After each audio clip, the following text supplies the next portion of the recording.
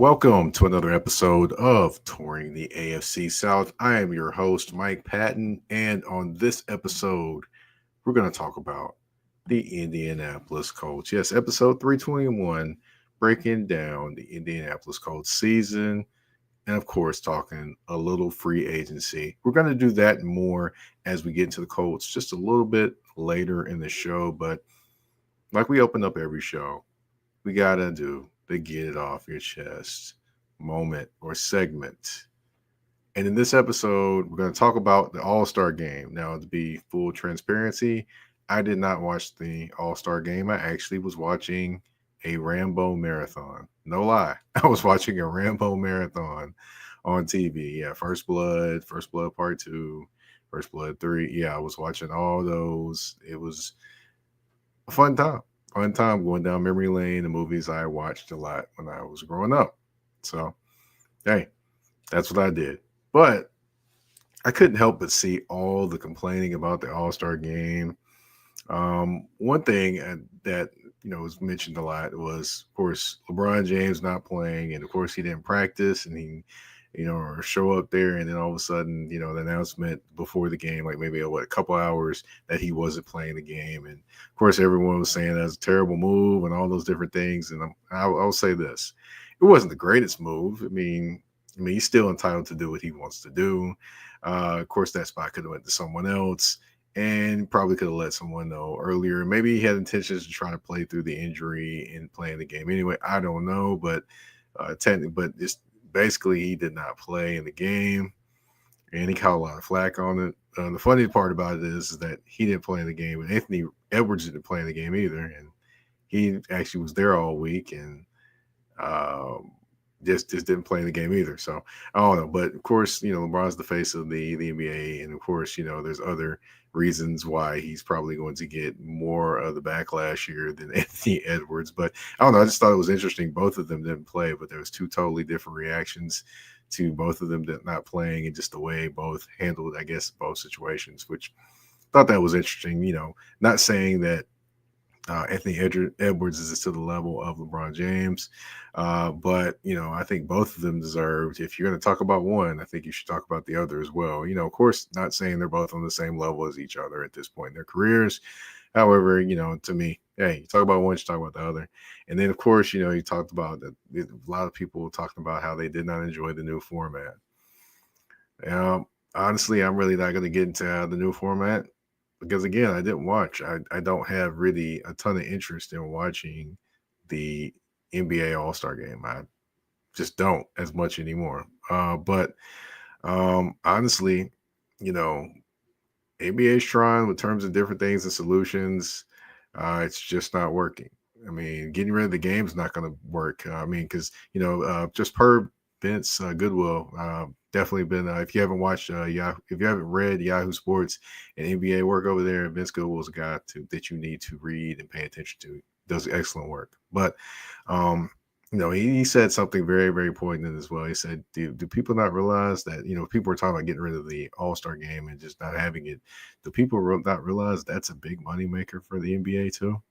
So they're not getting rid of it. It's not going to be gotten rid of. But it'll be interesting to see just what they do going forward. And just a few observations I had about everything. I mean, at some point, hey, you got to turn it off if you're not enjoying it instead of complaining about it. Because, I'm honestly not going to waste a amount of energy complaining about it over and over and over and over and over again in multiple tweets on social media, or if you're writing on Facebook, or if you're on Blue Sky, wherever you're putting your comments.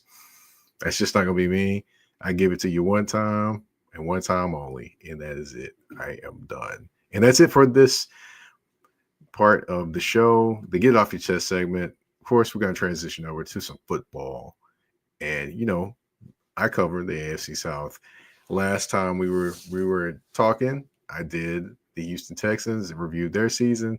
This episode, it is the Indianapolis Colts' turn. Now, the Indianapolis Colts did finish the season 8-9, not necessarily where many thought they would be, or I should say some Colts fans thought they would be. Now, they were looking at it like from the perspective of, you've got Anthony Richardson for a full season. You've got, all your guys back. You've re-signed all your guys. They almost made the playoffs last season with Gardner Minshew as the quarterback. Expectations were there. They brought the whole gang back together and re-signed everybody. Well, this is a case of you probably shouldn't have signed back those same players when you kind of maybe exceeded expectations just a little bit. Yeah.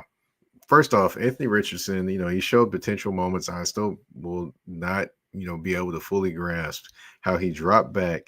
Looked like he almost fell down. Looked like everyone had a couple of defensive linemen in his face. Still throws a dime deep pass for a touchdown. Had to be like 60 yards. And it was on a rope. Considering the duress he was under, it was insane to throw. Now, he's had those type of moments, but he's also had the type of moments where, of course, who's going to forget the moment where he tapped out and came out of the game. And, of course, that was talked about for a couple of weeks. Now, he did regain the starting spot. Some inaccurate passes. Now, there are some passes that his wide receivers just dropped.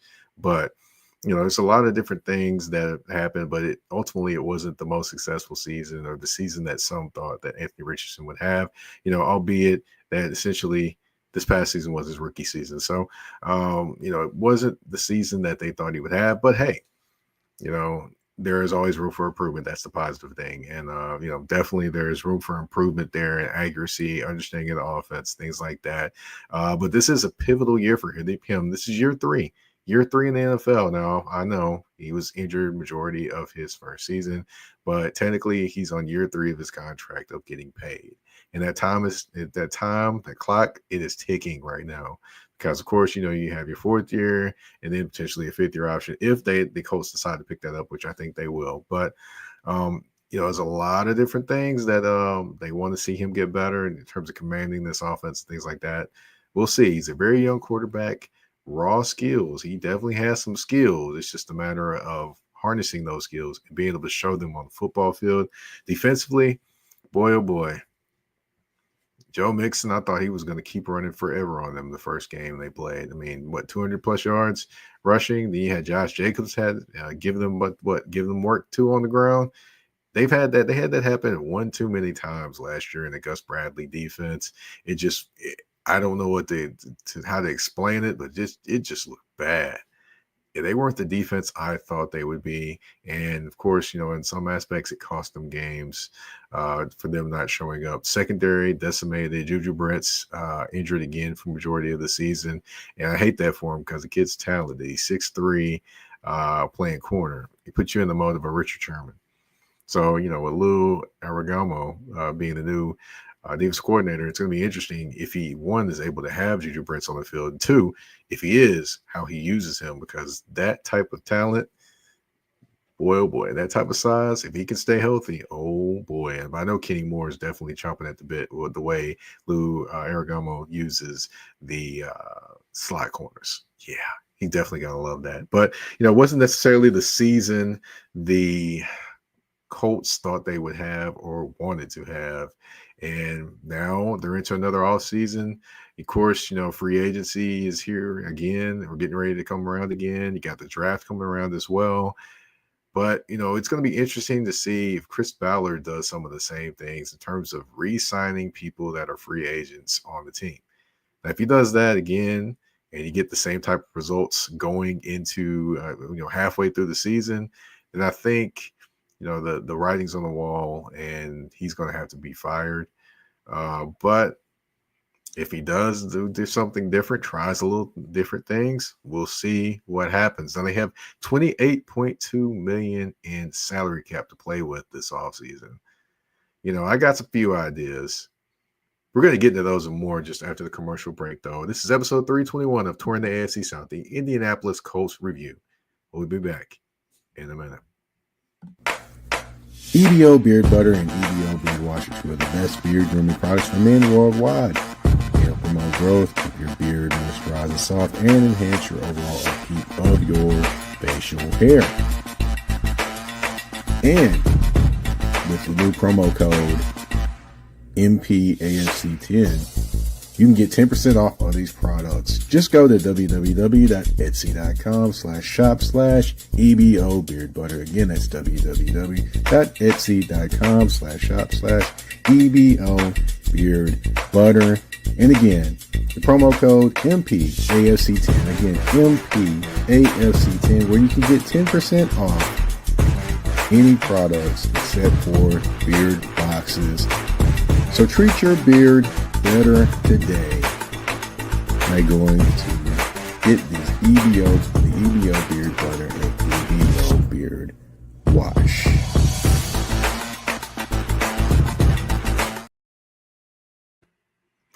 All right, and we are back on touring the AFC South. And when I left off, I talked about the $28.2 million in cap space that's projected, I believe, per Pro Football Focus. Could be, give or take, up or down there, based upon what the salary cap's going to be or what adjustments as well.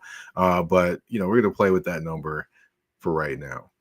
Okay, so of course with the Colts, they like to sign their free agents back. Chris Ballard showed they like to do that last offseason, literally not even signing but one guy really outside of free agency for his own players. And that was a defensive tackle, a backup defensive tackle at that. So that's what he does. That's what he does. So looking at a couple guys, this could be a key time for them. And I'm going to stick with the offensive line for the Indianapolis Colts. One of those guys is Ryan Kelly. Now, of course, I did a little bit of homework looking at the projections of what the salary would look like for Ryan Kelly. This is a projected salary. This is not saying exactly on the money. But looking at 2 years, $19 million with like $8 million guaranteed. That was like the projected salary for him. Now, he is 31, 32 years old. So he's not necessarily a young offensive lineman anymore. He's been through a few battles and a few injuries, concussions, knee, things like that. He was dealing with those things throughout the year here too as well. So, I mean, that's something you have to think about. But he is the guy that makes all the calls on your offensive line, puts the protections in order, and basically, sets everything up for them ready for the Colts ready to rock on offense. Now, it would be smart in some senses to bring him back, depending upon how close you think you are to winning a title, and if he wants to come back. If that's the case, I mean, I would bring him back. If he's not going to cost me what other things I need in terms of my team to win. He's a veteran offensive lineman, knows the system in and out, points all the blitzes, protection calls, all those different things. And that's essential for a young quarterback, especially also in another sense, it's very, very essential for him because he sets up things for the running game too. So as a quarterback they have, and Anthony Richardson does run as well as throw the football. You hear him with Jonathan Taylor, boom, boom, boom. Which reminds me, I did have to say something about Shane Steichen. Shane Steichen's play calling. Now, though we talk about players and their regressions, but Shane Steichen and his play calling wasn't necessarily the best in his first from his first to his second year. But I digress from there. So players can regress and coaches can regress as well. It's possible. But going back to Ryan Kelly, of course, with he's not necessarily the best center in the NFL. He's not like he's not like one of the worst either. He's a solid center that can hold up and make some things happen. And plus he has roots there in Indianapolis at this point, being there, till he's 31, 32 years old. That's a good bit of your career spent in one place. I'm pretty sure his wife and his family are pretty settled into that place and probably doesn't want to uproot them. So do I think that he re-signs there? Very, very possible that he re-signs there. Again, Chris Ballard loves to sign his guys back. However, we don't know exactly what's going to happen. We'll see what happens, but that's a key free agent to keep an eye on. I'm pretty sure potential title contenders will be looking at Ryan Kelly as well, too, as well as teams that think they're close to making that jump as well, that may need a center. We'll see what happens. Another guy up front that is hitting free agency is Will Fries. Will Fries is a big time guard. He is ranked up there and he is going to get paid, in my opinion, this offseason. He's basically, looking at the projections from Pro Football Focus again, 4 years, $57.25 million. Boy, that's a lot of big faces right there. A lot of them. But, he definitely was going to be highly sought after. Of course, he did suffer injury within the first 5 games. I believe, fibia, he broke, but he's expected to be back at the start of the 2025 season. So there is some concerns there because a lot of times when guys get injured, they're not the same when they come back right then and there. So, we'll see what happens, but, definitely something to watch and keep up with there with Will Fries. But he is going to be one of the most sought after guards in the free agent market. And he's going to get paid by somebody. It's just a matter of, do the Colts want to do that or not? Just taking a look at what their cap space is, they could do it. However, they will need to maybe maneuver a few things if they want to continue to add pieces to this team and go atypical for Mr. Chris Ballard. But, hey, like I said, he's one of their own free agents. Who knows? He may maneuver some things around to keep them. But, I personally think some things need to change there. But, hey, he's the GM. That's the guy they like. It is what it is. Now, as far as potential cuts on this team, didn't really see a ton of potential cuts, but I know some guys that some Colts fans do not want to see come back. One of those guys, that would be tight end Mo Alley-Cox. Yeah, I think they've seen enough of the basketball player turned football player over the years. And, he's been around. He's in his 30s now. He's definitely gave some moments to that team. However, he's not a dynamic tight end, and they need a dynamic tight end now. I think him and Kyler Granson are both able to, test the free agent waters. I don't expect either one of them to come back, of course, with the tight ends that they currently have on the roster and what they could potentially draft at the tight end position, which, I definitely think they're going to get them one of them tight ends in the draft. They need one that is a dynamic receiver in the passing game. They need one. But, I don't expect Mo Alley-Cox to come back. I also don't expect Joe Flacco to come back. I mean, honestly, if he wouldn't have revived his career in Cleveland, he may have been retired. We may have heard a retirement announcement from him. But at this point, there's really no indication whether he is or isn't going to play. I think, if someone gives him a call, he's going to answer the phone. But he showed last year why he is a guy that many people are like, yeah, it's over, or many people had certain feelings about anyway. Now, for me, with Joe Flacco, hey, he had his moment, especially when he was definitely dealing when the Ravens went to the Super Bowl, won the Super Bowl over the San Francisco 49ers in the famous Beyonce Bowl when the lights went out. But, with him, he's going to give you chances to pick off passes, and he does that every single game he's in. I say the same thing about Sam Darnold. He's going to give you some chances too. But when it comes to Joe Flacco, maybe a good backup, but I don't know if that will be the way that they go in Indianapolis. Maybe they go a different veteran. We'll see what happens, but there are definitely some Colts fans that do not want to see Joe Flacco in the Indianapolis Colts uniform next year. Now, speaking of free agents, we are going to talk about the free agents they could potentially go after and a few positions that I have kind of marked down for them. We're going to talk about those and more when we return from this commercial break on Touring the AFC South. A shift. A shift is something that happens and changes the dynamics. And that's what happened when Garrett Logistics was born. After 10 years as a sales pro in the logistics world of sporting goods, John Garrett decided to pivot to the world of freight and start a brokerage. So you're saying to yourself, why trust Garrett Logistics? Well, Garrett Logistics helps shippers improve overall workflow, along with increased on-time pickup and delivery percentages. Last-minute loads, multi-drop pickups, and more are part of the services with Garrett Logistics. They're available Monday through Friday, 7 a.m. to 6 p.m., and Saturday, 8 a.m. to 12 p.m., all times Central Standard Time. So give them a ring at 615-400-8484. That's 615-400-8484. Or you can email them at john@garrettlogistics.co or visit their website at garrettlogistics.co. Garrett Logistics, where the motto is, it's not just freight to us, it's your business.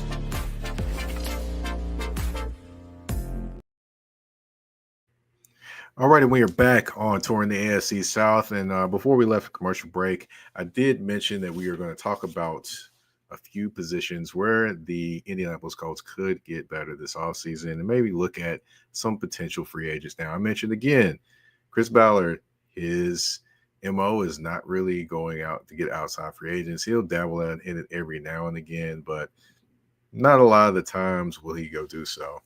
So I'm going to kind of give you some things that may be like either long shots or home run hits, while others may be, somewhat quieter moves, but potentially happen as well. Now, I did also say the positions that they should be looking at. Cornerback, definitely. I mean, Juju Brent's hurt a lot. Kenny Moore, definitely a great slot corner. Other than that, I don't know what you got at corner. So to me, I believe they should look at that position. Also, linebacker EJ Speed's a free agent. Not sure if he's coming back or not. You need somebody to potentially pair with him, or they may go with one guy they draft. Who knows? Don't know. But just gonna throw something out there. That one, and then of course tight end. Which tight end I believe they will draft one. But hey, you still want to at least mention one, perhaps. We'll see what happens. But, we're going to start off with the cornerback position. Now, they're switching to a Lou Agaromo defense this year. He's more aggressive. He does more man-to-man things, blitzes, things like that. So not a lot of zone, but he does do a lot of man. So you're going to need a good man-to-man coverage guy that's out there. Now, I will say the guy I'm going to mention, he's good at playing zone and he's good at playing man-to-man, and that would be Mr. Charvarius Ward.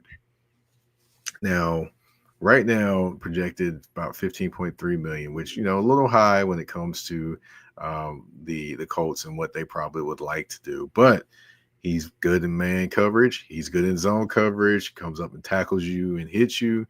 And he would be a guy that gives them experience that they don't have on this defense. A guy that has played in a Super Bowl and played on a Super Bowl team in Kansas City. He's had a lot of Super Bowl experience. You see what I'm saying here?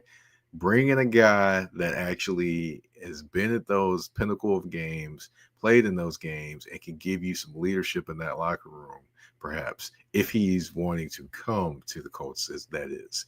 But it's just a guy to throw out there, potentially. He fits the defense, is a leader in the locker room. He's going to leave it all on the field. Yeah, that would be a guy there. But another guy that actually just got cut or let go by the Miami Dolphins, Kendall Fuller. Now, he can play man zone too, of course, with the Miami Dolphins. They weren't exactly the greatest on defense last year, but he can play man. He can play zone. Will definitely not cost you as much as Charvarius Ward would. I would say probably half or maybe a little over half of what he would cost you. He can, definitely cover. And he definitely is a guy that's been to the playoffs, which, this is a younger, some spots this team is younger. The corner spot, they're definitely younger. So he brings some experience there at that cornerback position.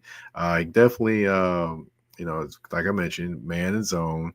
And, he's definitely not a small guy by any stretch of the imagination either. So I would say that could be potentially be a couple options to look at, the big swing with Ward and, the maybe a little bit more reasonable swing with Kendall Fuller. Now we're talking about inside linebackers. There's another inside linebacker. There's another player from the 49ers potentially that they could take a look at. I'm not saying this is going to happen. I'm just throwing it out there. If you're going to swing for the fences, hey, you may as well swing hard. That'd be Dre Greenlaw. Now, he didn't play most of the season. He was recovering from an Achilles tear. He played and he had a little soreness. Then they signed him out for the rest of the year. But when he is healthy and right, he is incredibly talented.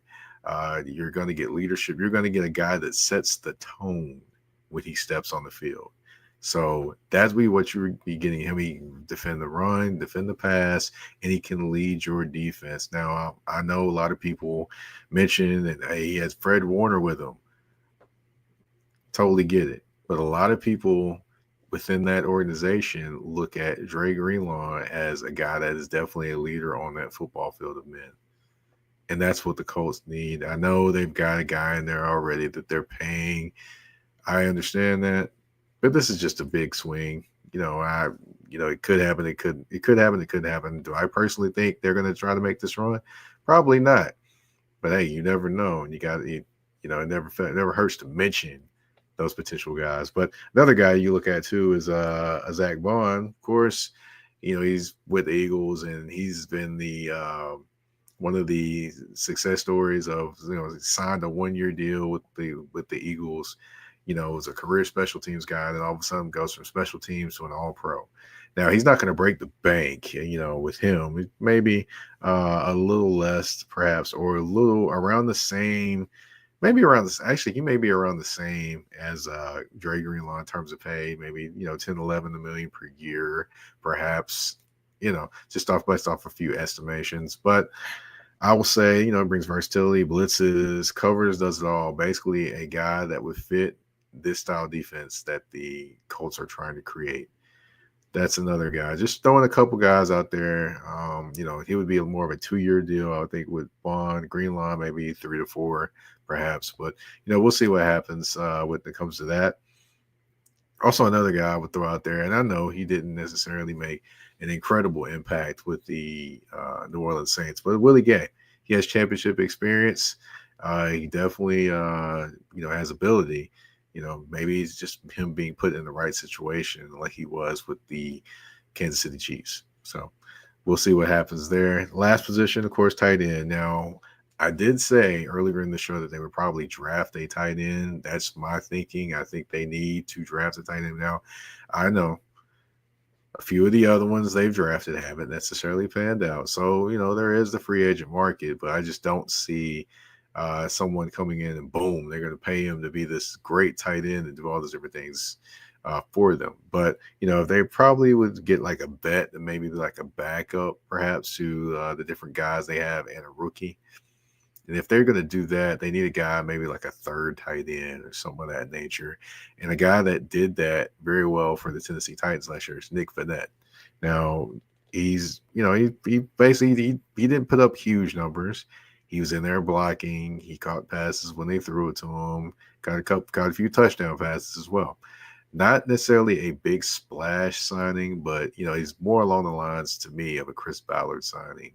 Especially when he believes in the position or believes in the players he's drafted in terms of, you've got a couple of tight ends there now, and then, he just usually, buys into his players a little bit more and paying them and keeping them around. So, I would say Nick Vannett would probably be one, but, ultimately the biggest thing is he going to change the way, is Chris Ballard going to change the way he brings in players and keeps players? Because he tends to re-sign all the players that are on the roster, but doesn't kind of explore anything else. Now, I will say last offseason he did with Danielle Hunter, among other people. However, he didn't land the plane. You can do all the talking, but you got to at least land the plane once over that time. And he didn't do it yet. Can he do that this summer? If they decide to, or this offseason, if they decide to go get a free agent, we shall indeed see. But yeah, it's going to be interesting watching the Colts and how they try to develop their team going into the 2025 season through free agency in the draft. Well, that's it for this show, folks. I broke down the Colts, their season, went over their free agents to be and potential free agents that could land there, on the big board and all those different things. We're going to get the draft stuff up for them, but it's just not time for that just yet. Of course, we got the combine coming in a little while. And then once that hits, yeah, we're definitely diving into more draft talk. But until then, of course, I am your host, Mike Patton. You can find me on the artist formerly known as Twitter at Mike Patton82. That's MikePatton82 on the artist formerly known as Twitter. Word to Prince. You can also find me on Blue Sky at the same one as well. You can find me on Instagram and Threads at that's THA, not THE, _ general _ MP. Touring the AFC South, you can find on all listening platforms, whether it be Spotify, Apple Podcasts, iHeartRadio, Amazon Music, you name it, we are there. We are also on the Mike Patton Network as well. Go ahead, subscribe, click the bell, so that way you don't miss any episodes there as well. And drop a comment. So I know you've been there. I want to thank you all for tuning in to this episode of Touring the AFC South. We're out. Peace.